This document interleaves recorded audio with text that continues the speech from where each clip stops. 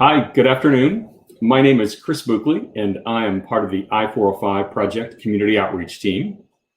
I'd like to thank you for joining us today for this online discussion. I'll be providing an update on activities at the Talbert Avenue Bridge and giving you some details about the work on the walls between Talbert and La Despensa. Then we'll take questions. First, however, a little housekeeping. On the screen at the top of the chat box, you should see a request to speak button. And at the bottom, you should see an offer button and a files button. For the Q&A session, there are two ways to ask a question. Type it into the chat box or select the request to speak button to join the conversation. If you choose to join the conversation, we will add you to the presentation room, and you can choose whether to only have audio on or to have audio and video on. There will be a brief period where the system runs you through a microphone and video check. After that, you'll join the discussion to ask your questions. Once we're done, you'll leave the room and the next person will be able to ask the question. Also, after you leave the room, you'll need to click on the big play button to rejoin the webinar. On the other hand, some of you may prefer to type your question into the chat box. We are also monitoring those, and I'll respond to them by repeating the question and providing an answer. Joining me for this discussion is Nikki Wright. She'll be bringing people into the room and broadcasting questions that come in via the chat window. We also have a couple more team members, Joey Fernandez, Asia Stansell, and Anna Finlay, who are working behind the scenes to ensure everything goes smoothly. There are a few other things I'd like to mention and highlight as part of this virtual meeting. As I noted earlier, we have the final files and offers buttons below the chat box. Under the files section, you'll see several PDFs. These include the project fact sheet, bridge map and fast facts, our Express Lanes FAQ, and the Express Lanes access map. And under the offers section, you'll find a link to sign up for project alerts specific to the Talbert Bridge. Finally, I want to let you know that the meeting is being recorded and will be available at the link provided on the postcard you received. So if you missed something, or you know someone who couldn't join us this afternoon and might be interested in this meeting, please head to 405improvement.net/Talbert-webinar. All right, next, I'd like to provide a quick status of the work at Talbert, and then we'll move into an update on upcoming activities. First, however, as many of you will recall, there was a fire on April 22nd at the Talbert abutment under construction behind your homes. While iron workers were working on the rebar at the top of the abutment wall, they noticed a small flame near the base of the wall. They went to put it out, but were unable to do so. Emergency responders were called and arrived to extinguish the fire. A power line was affected and repaired by Southern California Edison in the days following the fire. The contractor has taken this incident seriously and is working closely with the subcontractor doing the iron work to ensure this does not happen again. In addition, OCTA takes the incident seriously, and our management met with the contractor's management to review their corrective action plan. Among those corrective actions, they are working to assure that procedures and safe work practices have been reviewed prior to work starting. They're assessing any hazards in the work area. They're completing permits with designated fire watch. They're wetting down forms, making sure that they continue to wet down forms prior to welding or cutting operations.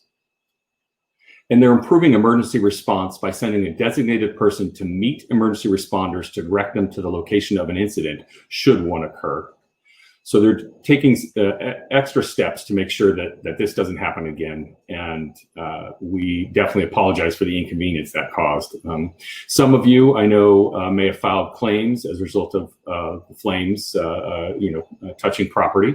I believe those are being handled in an expedited manner. Everything that I've seen has been elevated to OCTA's risk management team to coordinate with the claims department for the contractor, OC405 partners. So next, I'd like to turn to that overview of major activities coming up at Talbert. We expect false work for the bridge. One of the questions, actually, let me step back. One of the questions you may have is, did the fire delay work at the Talbert Bridge? It did. We expect about 4 weeks of delay, so about a month and nothing more at this point. The anticipation, the next big thing you'll see after the abutments are completed, those sides of the bridge and the center columns, is the installation of false work.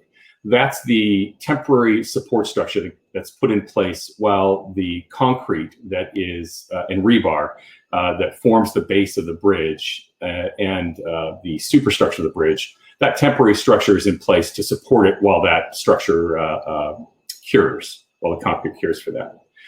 That's expected to require directional freeway closures and likely somewhere around 10:30 to 11 p.m. to 5:30 a.m. The anticipated sequence for that is the false work installation will start on the southbound side and then move to the northbound side. After that, they begin that concrete and rebar work in the bridge that I mentioned. That's expected to start sometime in summer, mid-year, so July, August timeframe, and continue through fall. And once they've completed that work, by the way, that work will be both day and night shift. The day shift is about 7 a.m. to 4 p.m. The night shift is about 9 p.m. to 6 a.m. Once that work is complete, that's the majority of the superstructure of the bridge being constructed, and then they move to the bridge deck. There's also some other work that happens on the sides, on the outside approaches to the bridge. That's considered civil work, where they work on the sidewalk and the curb and gutter, street lighting, fencing, traffic signals, things like that. That will require some street reductions on Talbert. That'll be on both sides. All of that done under permit by the city. The anticipated opening of Talbert is now the first quarter of 2021. That's a conservative estimate, but that's the anticipation at this time. Meanwhile, stepping back to some of the work going on the sides of the bridge on what are called the approaches, there is some utility work there. There is a new 12-inch water line that is being built into the overcrossing, into the new bridge, and it will have connections to a new 8-inch water line that is a City of Fountain Valley line. That water line installation, the pipe installation, is in the area between Talbert on the west side, on the westbound side of the bridge and your homes. So a lot of that excavation work has been occurring right now behind the homes. Most of that work has been during the day. Additional work on the water line will be done throughout the construction of the bridge after that false work is up and concrete work is happening, which I mentioned earlier.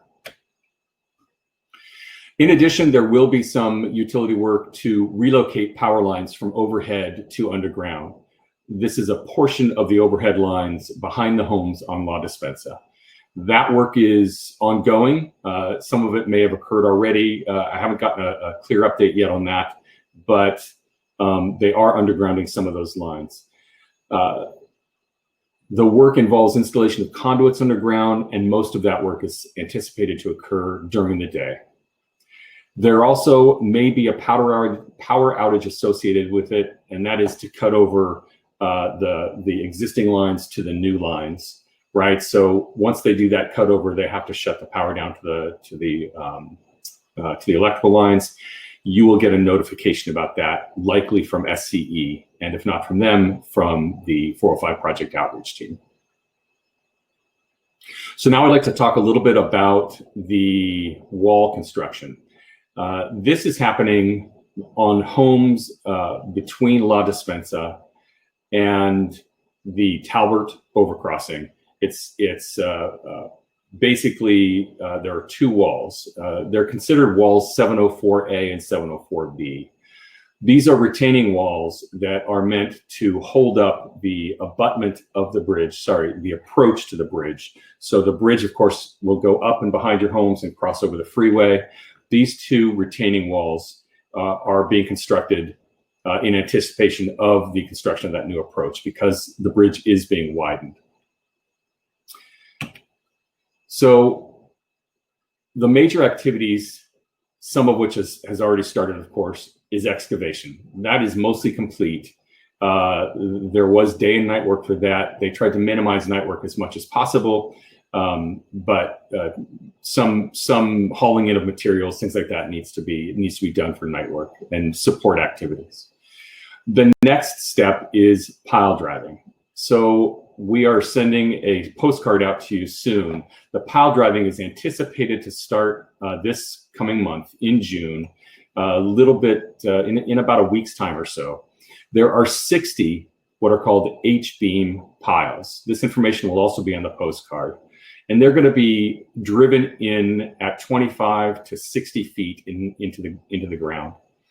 And these piles, basically, it's going to take about a month to do that. Once they're finished installing them, they install a concrete cap on top of those, and they begin the installation of the wall. In some cases, the wall is a mechanically stabilized earth wall, so it's panels that are placed and used to retain the dirt. And in other cases, it's just a concrete wall that is constructed. Once the pile driving is complete, that's really a lot of the loud work. It's daytime work. It's anticipated to be from 7 a.m. to 4 p.m., although there will be nighttime work for support activities, but no pile driving at night. We did have an incident not long after the fire in April, where one pile for what are known as the center columns, the center bent in the middle of the freeway, that was driven in. That was an unfortunate incident. There was a miscommunication between OCTA's construction management and the contractor's construction management, rather, over that installation. And we heard from residents, many of you who might have noticed that overnight, had this one pile being driven in. But nonetheless, it caused some problems, and we discussed it with the contractor, and that is not anticipated to happen again. Excuse me just a moment. So back to these walls. After the pile driving, they put the forms in and install the rebar and pour concrete for the base of the wall and to build up the walls. And as I mentioned, one of the other walls is a panel. This is planned to be a day shift primarily as well, although there will be some material delivery at night. After that, they have to backfill the walls. So they basically are excavating and bringing in dirt and backfilling the wall to make sure it's stable, and then building the approaches to the new bridge. All of this is happening concurrently with construction of the bridge itself. One of the questions that's come up in my discussions with a couple of residents is, what about the privacy issue from the wall? And in evaluating the plans, it looks like there is going to be privacy fencing installed on the walls. So it'll be a chain link fence with privacy fabric installed in there. I don't have specifics on what that will look like, but it will offer some privacy for those people whose homes back up to the bridge and are concerned about people looking down into their backyards. So that's a pretty general overview. We've got the bridge construction that's ongoing, and the bridge itself is expected to be completed in the first quarter of next year. We have these walls that are coming up right behind the homes on La Despensa, these retaining walls. There's pile driving involved with that. As I mentioned, 60 piles. A postcard will arrive at your door soon, giving you more details about that. And then after the pile driving, it's construction of those walls. And they're anticipated to be done, those walls, by the way, sometime in about September, late September. So it's going to be a number of months of work for those walls. They're pretty significant in and of themselves. That's pretty much it for my presentation. I do want to remind you that there are a couple of ways to ask questions, as I mentioned. One is raise your hand using the button at the top, and we'll invite you into the room. We can discuss any questions you have, and then we'll continue on with anybody who would like to do that. In addition, you can add questions to the chat box, and Nikki will put those up, and I'll respond to them.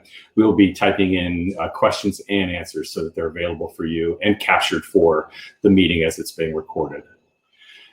Meanwhile, I really want to promote the idea of, under the offers tab, having you sign up specifically for Talbert Bridge related activities. It's a specialized database that focuses on that. We're doing one for all of our bridges, and it's critical from our perspective that we get people signed up for those so we can help you understand what's happening specific to your bridge, and we'll be able to send updates more quickly and easily that way. All right. Take a look. I don't know, Nikki, if we have any questions. Yes. I just broadcasted one from Mr. Craney. Gotcha. Yes, and yes, this is Chris B. And let me broadcast it again so you can see it. Sure. So I think the question is how many piles are left? So how many piles left to drive? So Mr. Craney, there are 60 piles that are part of one of the two walls that are being constructed, the retaining walls for the approach, the westbound approach to the Talbert Avenue Bridge. So it's a little bit closer to Ward where these walls are being constructed. We can provide location information, but it's definitely a little closer to Ward. Sorry to jump in real quick. He's on his way in the room to ask a question, so he might be going through the speaker test. Sounds good. The mic check and the video check sounds good. Yeah. So let's see if he just comes through. I didn't want to interrupt you, but just in case he wouldn't hear your answer. That's okay. I'm going to pull up some information based on some of the other questions I'm seeing.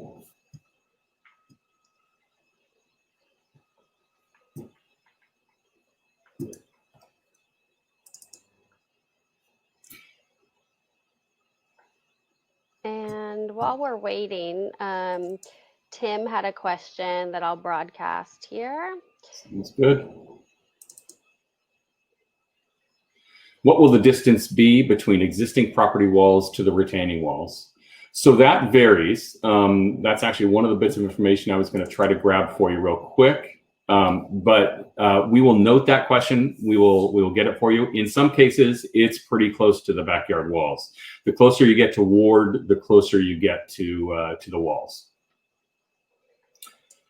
But what we'll do is make sure that we research that question with the technical team in case I'm not able to find it quickly here, and give you a sense of what the distance is. As I mentioned, the closer you get to the bridge, the further away the bridge is from homes based on the orientation of La Despensa itself. Okay, I think he had some technical difficulty getting in, so he's trying again. And Tim had a second question. Yes, it's similar to that. I think, how tall will the walls be? So in general, Tim, the bridge itself is going to be about 5 to 6 feet higher than it was before. That means the approaches to the bridge also have to be higher. The approaches themselves and the retaining wall is going to be closer than than it was previously. I think previously it was a slope. There wasn't actually a retaining wall there. But since we're widening the bridge to match the anticipated long-term need for traffic on the bridge, and when you widen something, you have to raise it higher to make sure you've got the proper depth of the bridge, and then it's high enough above the traffic on the freeway.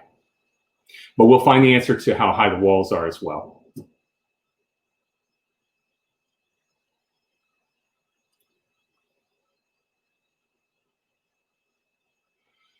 Tim asks, are all the power lines being buried starting at Ward to the bridge? And I believe, Tim, yes, the answer to that question is yes. I do know that there will still be utility poles in place. I'm not sure. I think a couple were being removed, but I think there may still be utilities that are going to be crossing the bridge overhead.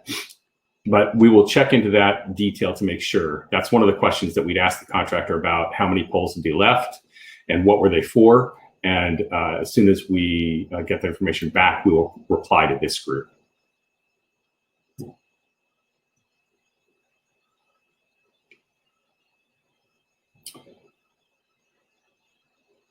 Nikki, I see another question from Mr. Craney.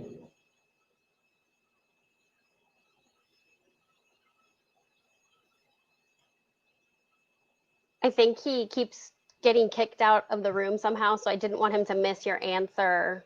Gotcha. If you do answer it okay. while he's trying to do it. Okay. He's having technical difficulties.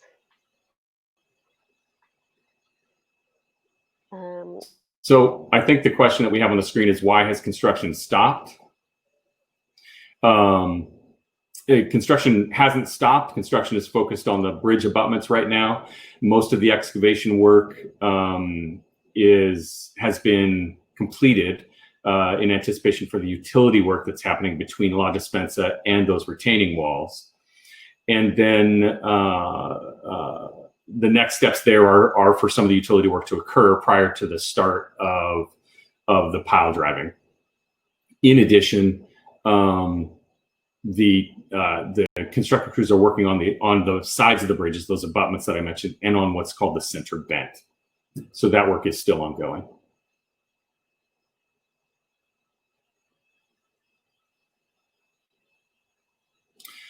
Jeff asks, for the people who have temporary construction easements, when will they be utilized? AKA breaking down the walls and using the 10-foot allotted. So we don't have that information just yet. Nikki, maybe you can jump in if you've got the latest information on there. But generally speaking, to explain to the entire audience, we have a handful of folks along La Dispensa, closer to Ward, who have what are known as temporary construction easements. Those are where we are asking to use a portion of the homeowner's property because we need that space to set up the work area. And this is to construct those retaining walls I mentioned. So ultimately what will happen there is to implement the use of those temporary construction easements. A team will come in from the contractor to create an access point in the backyard walls, and then we'll install safety fencing. This is 8-foot high chain link fence. And it's on solid, sturdy poles that are buried in concrete footings in the ground. And once the fence is installed, then they'll come back and take down the walls, the property walls that are in place. I do not know if sound blankets are planned. Nikki, maybe that is something we need to check on. But nonetheless, you will hear from the outreach team prior to this activity happening.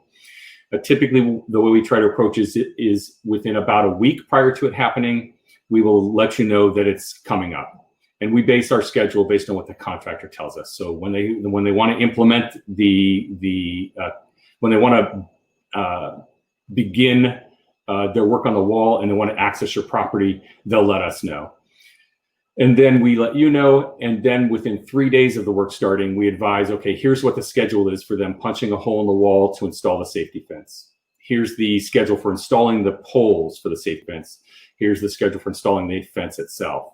So we'll continue to contact you daily through that to ensure until the work is done and your backyard is secured. Because obviously we don't want any pets to get out. We don't want any kids to be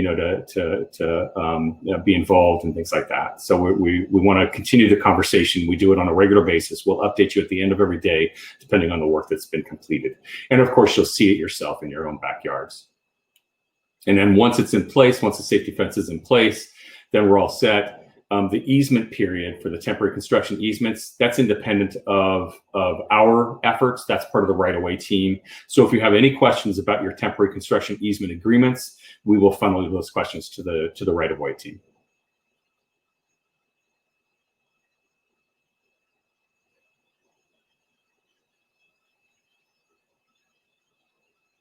So Tim says, what is the reason for the very large hole they dug behind the properties?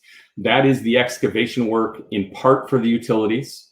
So there's water line that we're talking about, and there's also undergrounding the electrical utilities there, the power lines. And it's also to begin the effort for the foundation, for the footing, the foundation of the retaining walls. So that's the excavation work I mentioned earlier in the presentation.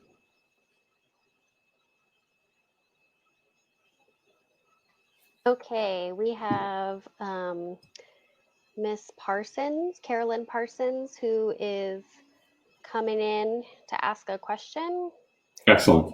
And then Jeff, as a follow-up to his question, asked, will the info be by mail or by phone? Sure, Jeff. So actually, the info will be both, by mail and by phone. So we will give you a heads up. Typically, we learn about 2 weeks ahead of time when they're going to implement a TCE, when they're going to want to install that access fence, not implement the TCE, but install the access fence. And it's at that point that we prepare something to send to the residents who are involved. And then we follow up 3 days ahead of time to say, okay, yes, this for sure is happening. And so these are the dates. We want to make sure it works with you. We want to coordinate with the contractor. And we do those by phone call, typically by phone call. All right, we're just waiting. There is a mic check and a speaker test that people have to go through, so it takes a few minutes.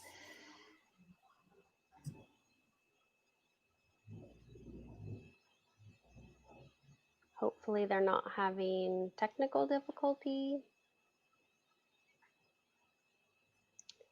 If you are having technical difficulty, please just write your question in the chat and we can answer your questions that way.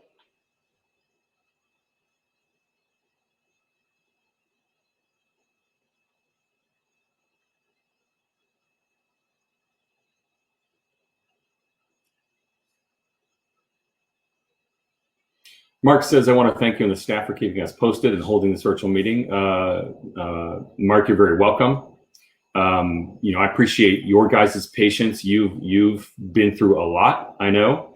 We also had some concerns regarding some of the crew behavior. We had some concerns regarding safety, and you've helped us address that. And you being our eyes and ears out there, we can't be everywhere. There are only half a dozen of us and on the outreach team.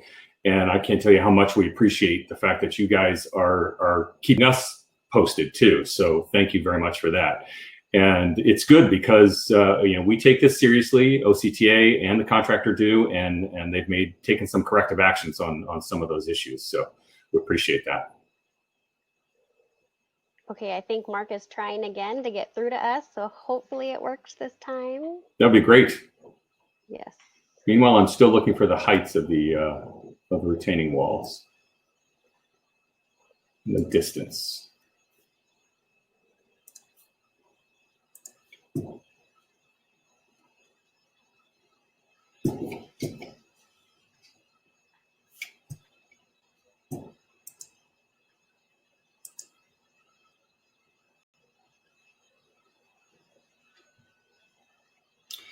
So one of the benefits that we found with these meetings, these sort of micro neighborhood meetings that we're doing, is it's a great way to touch base with a handful of people who might have an interest in the project.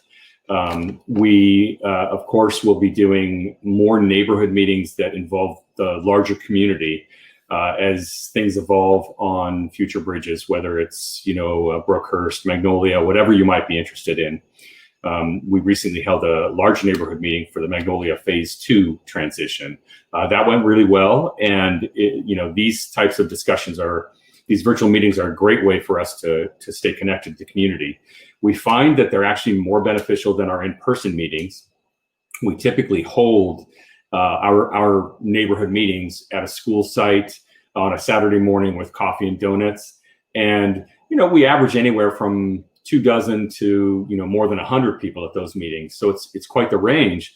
But once the meeting occurs, that's sort of it. The benefit of this meeting is you don't have to go to a physical site. You can log into your computer and see what's going on and ask your questions.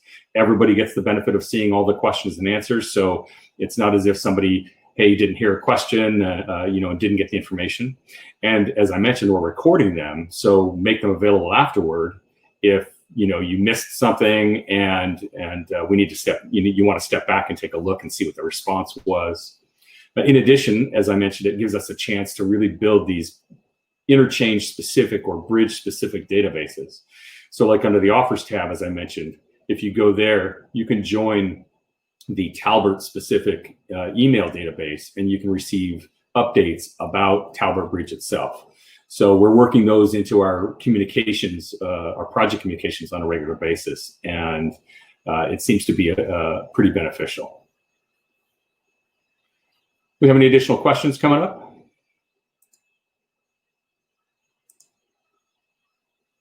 Mark Craney. I see that one. Thank you, Nikki. Yes. How do we obtain a soil report? That's a question we'll have to take back to the technical team. I don't have that I know during the environmental and the design process, they do evaluate and test. There's geotechnical testing that goes on. They use the geotechnical testing to determine the type of soil that exists, to determine where the groundwater table is, and to determine the most appropriate foundation for things like retaining walls, sound walls, and bridges, and that sort of thing. So that is, I don't know if those geotechnical reports are part of the project record, though, so I'm not sure what aspect of that there is.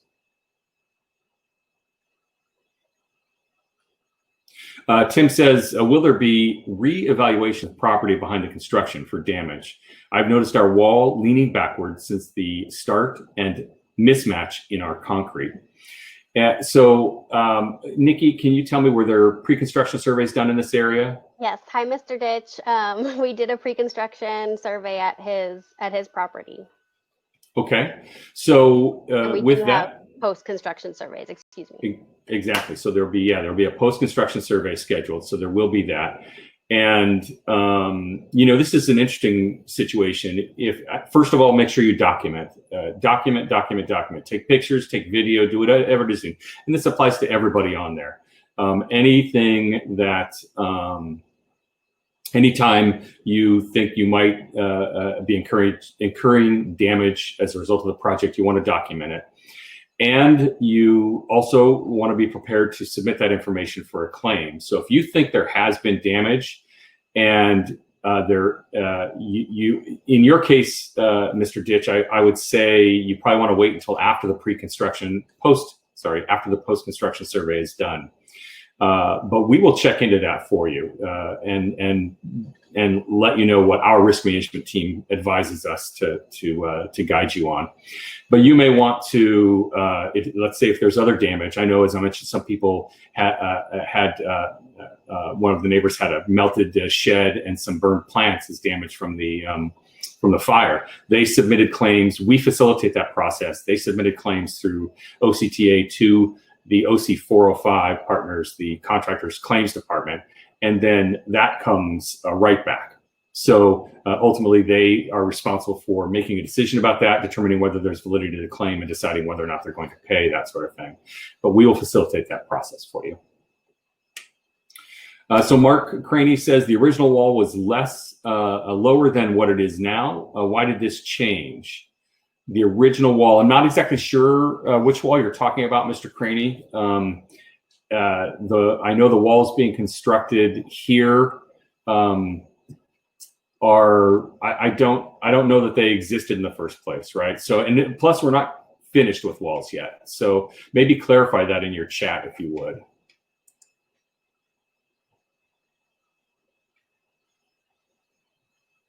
So Jeff had a question, and then he said, correction, sidewalk, not crosswalk for this question. Okay. So for the people who are having the sidewalk added to their side nearest La Despensa, how close will the sidewalk be to their property wall? In particular, the properties that are at the base of Talbert Bridge closest to Ward. A new electrical pole was added in late March, so I'm confused on whether the sidewalk will be through it or around it. That's related to the civil work that's coming up. We're going to need to go to the technical team for that one. I don't have that particular detail about the sidewalk and its relationship to the property wall. And that's not on the plans that I'm looking at either. Yeah, it's further east than what I can see. But we'll find out about the location of the sidewalk and whether or not there is any conflict. I don't think there would. There's no. There are standards, design standards that are in place for this, and they would ensure that there is no conflict between a power pole and the sidewalk. And I'm not sure that may be a temporary power pole. If it's wooden, it's definitely temporary. And we need to also remember that the power lines are being undergrounded as part of this.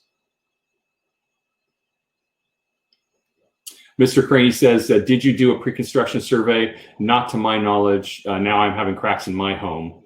The project contractor has the option to do pre-construction surveys, and then they're followed by post-construction surveys. It is at their discretion. It is effectively at their discretion. It's in their best interest, though, to do them, but they make the choice about when to do that. Typically, it's for homes that are within 300 feet of pile driving. Nikki's more experienced than I am on these pre-construction surveys, but that's how they approach it. But nonetheless, if you believe that you have damage, and I believe, Mr. Craney, we are working with you on that question. But if you believe you have damage, simply send us a note, and we will get everything, any documentation you have, and we will get that sent to the claims department, and then they will contact you with a claims form, ask you to submit your claim, and they will take it from there.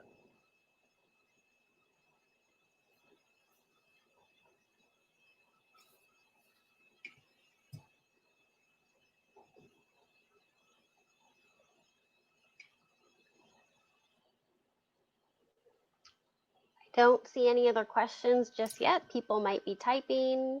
All right. Looking for the elevation information on this wall.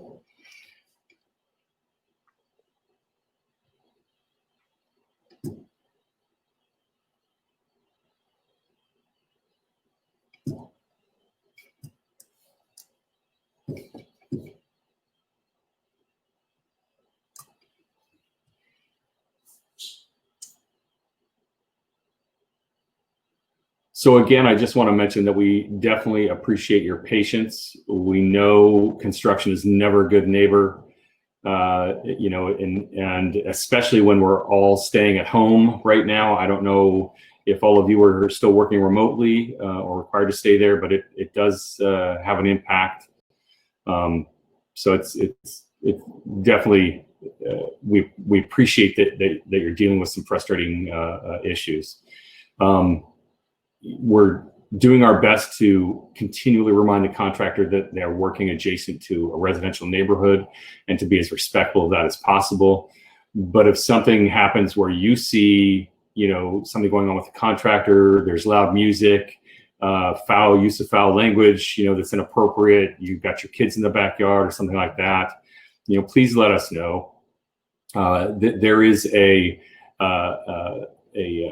standard that we have asked them to uphold. They know that they need to be respectful of communities, and so it's very important to us that they live up to that requirement.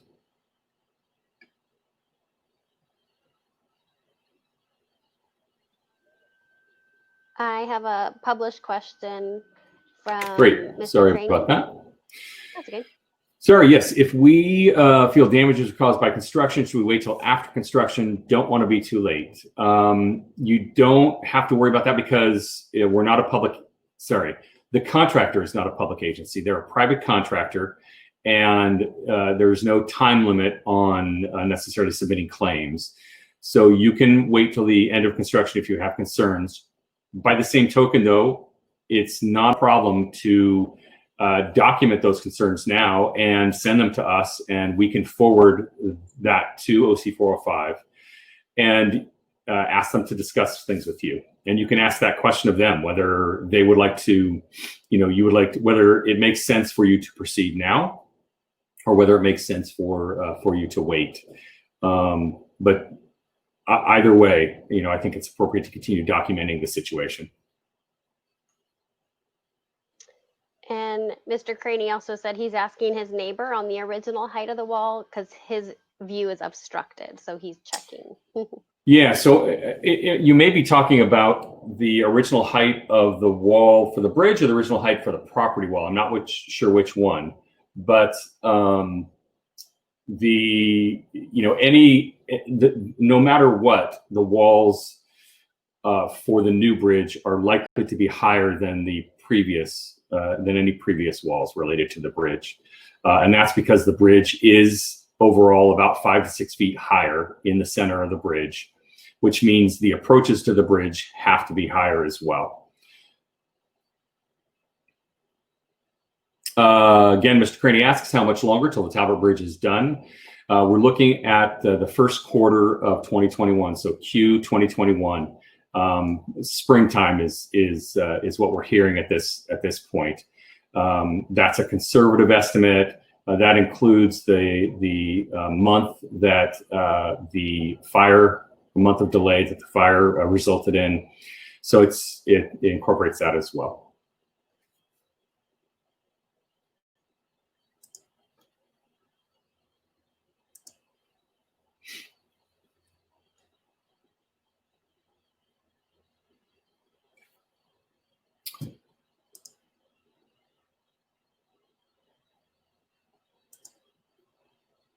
Again, let me reiterate, under the Files tab, you can see our fact sheet.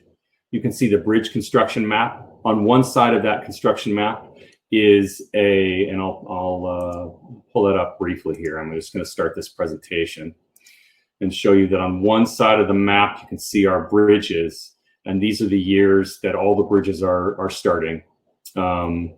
And you can tell which bridges are going to be open to traffic and which bridges are going to be completely closed to traffic using the coding there.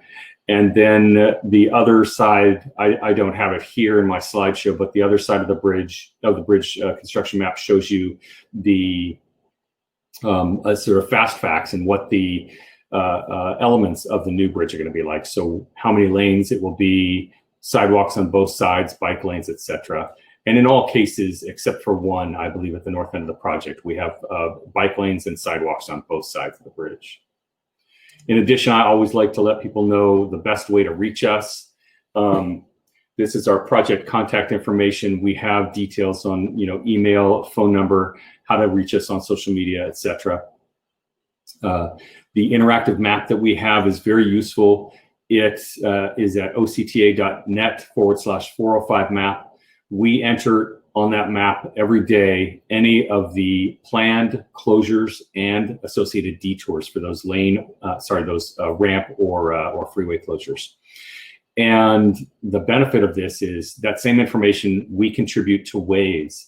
So if you're using that navigation app, it'll contain the detour information specific to the project. And these are detours that are approved by the city. So it's not just random detours that are crowdsourced, which is very important. In addition, we have our mobile app. It's available in the Apple Store or the Google Play Store.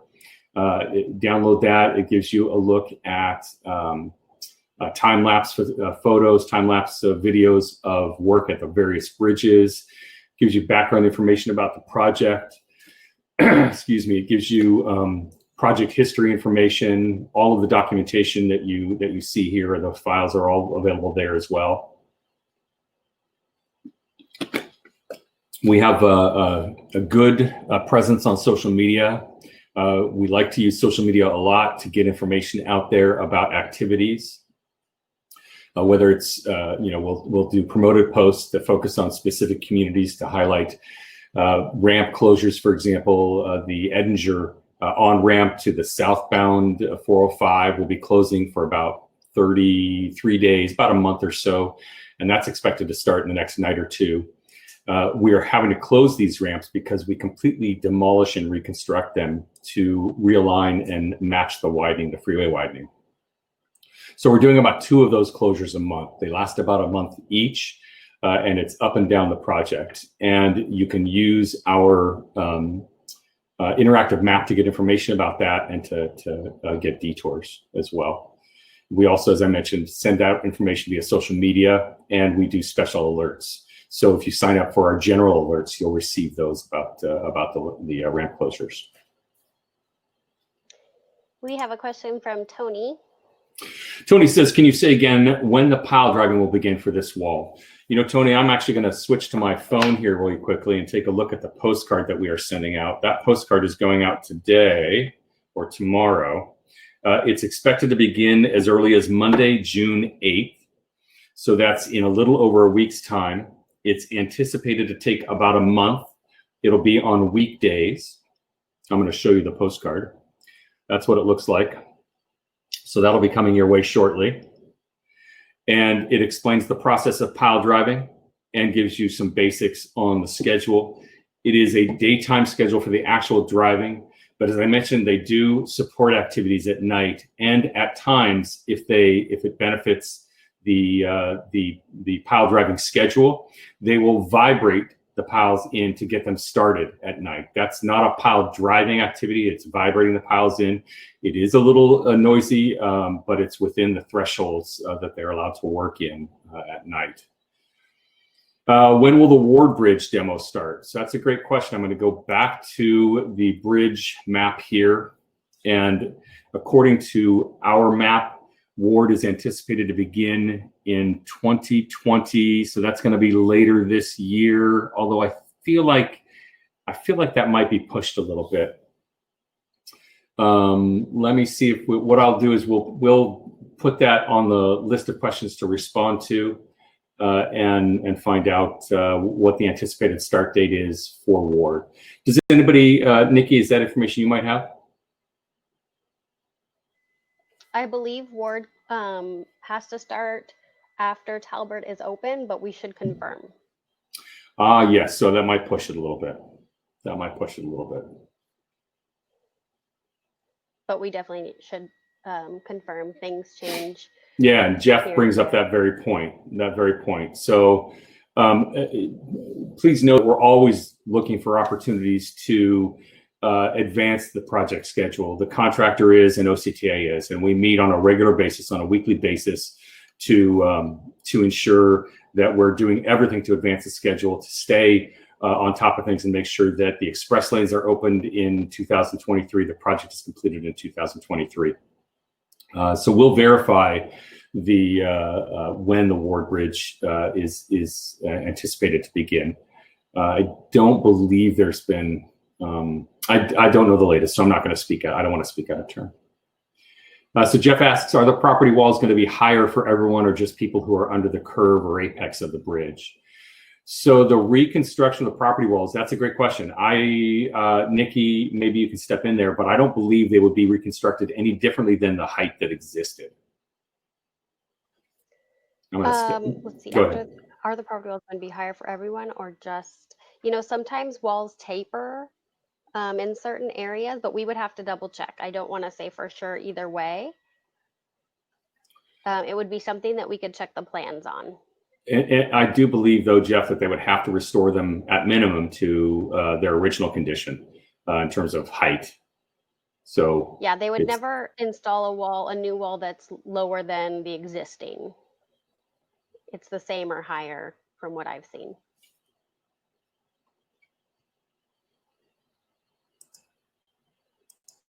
Okay, Cheryl has a question.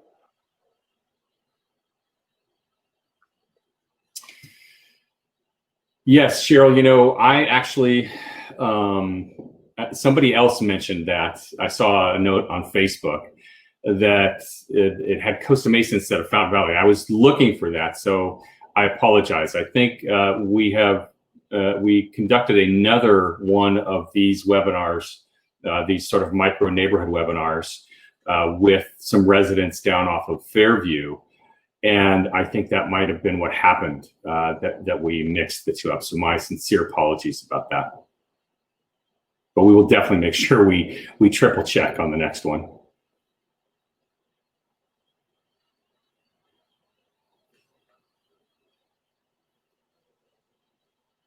Our team tries to move as fast as possible, and it happens. Let's see here.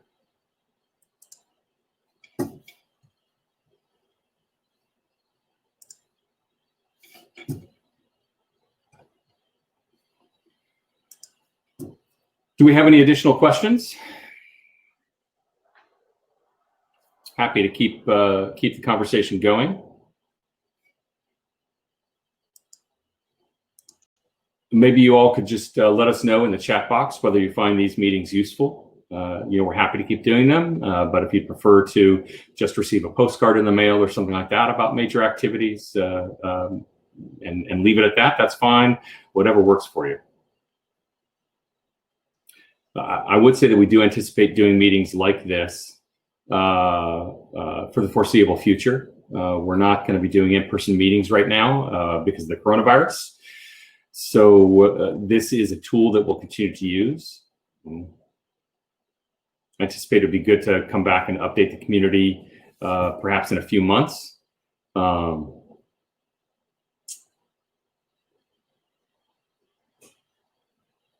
Good to hear. Remember, all of you can always email us or call us as well.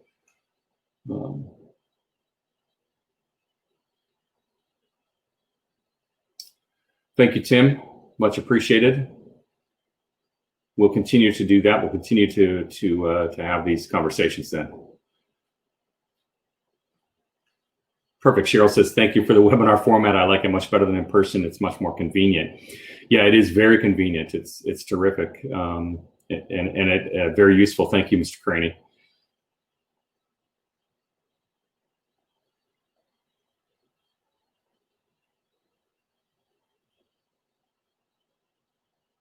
Very helpful. Very good.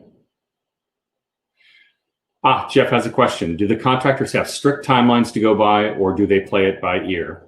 There is an overall baseline schedule that is agreed upon by OCTA and the contractor, and then progress is measured against that schedule. And they want to adhere to it, right? Because they want to finish the job on time. They want to make sure that they are getting done. They don't earn any extra money by stretching the job out. A lot of times people think that, but that's not the case. There are 18 overcrossings and there are several more. There are a couple of undercrossings where we're widening the bridge over that undercrossing, for example, Beach Boulevard and Harbor Boulevard. But they have 18 bridges that they are rebuilding throughout the entire project area. There are a number of channels that they have to widen and reconstruct and then widen the freeway over. There's just utility work up and down. They're installing fiber optics. They're installing drainage up and down the entire project.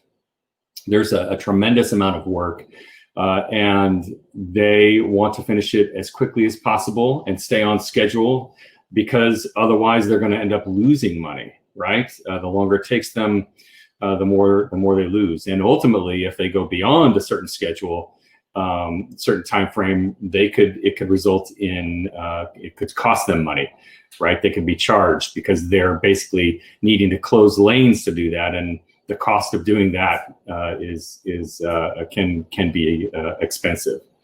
So they have a very strict timeline that they follow, and they're always looking for ways to advance the schedule.